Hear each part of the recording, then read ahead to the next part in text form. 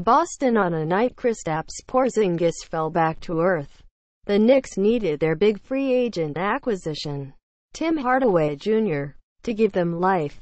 Instead, Hardaway became a Boston bust to continue a disastrous start to his second stint as a Knick.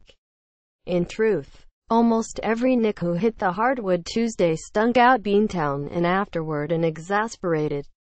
Hardaway said the offense was disorganized and lackadaisical, with the Celtics taking a 21-point lead just 15 minutes into the game.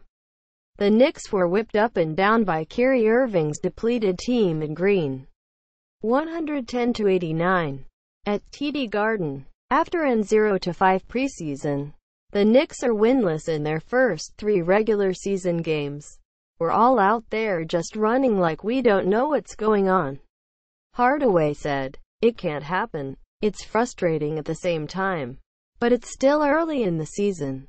We've just got to go to the drawing boards and get back to practice. Just go out there knowing what we have to do offensively and defensively.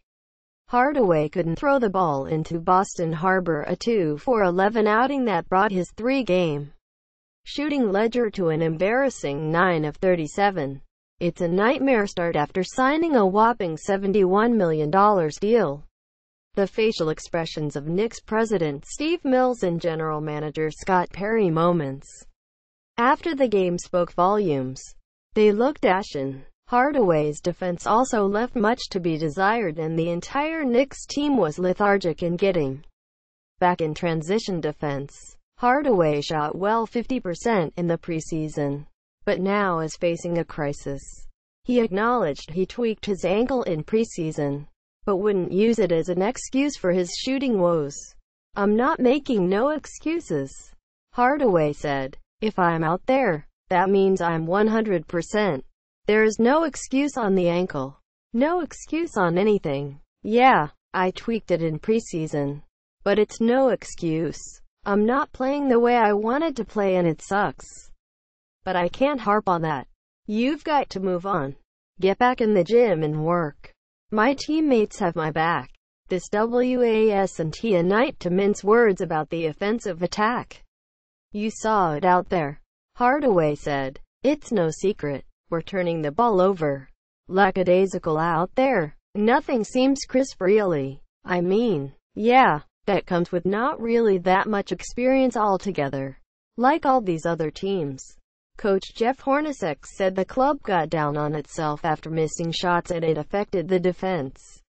Some guys had rough shooting nights and then we got tentative, Hornacek said. I thought it affected us when we weren't making any shots. It was a come down for Porzingis as the Knicks offense looked sickly, riddled with one-on-one play and mustering just 33 points in the first half.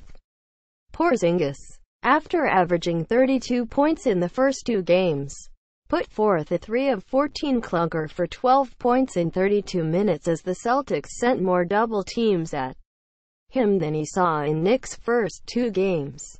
Porzingis said the Celtics always have a different tactic to defend him with unusual schemes.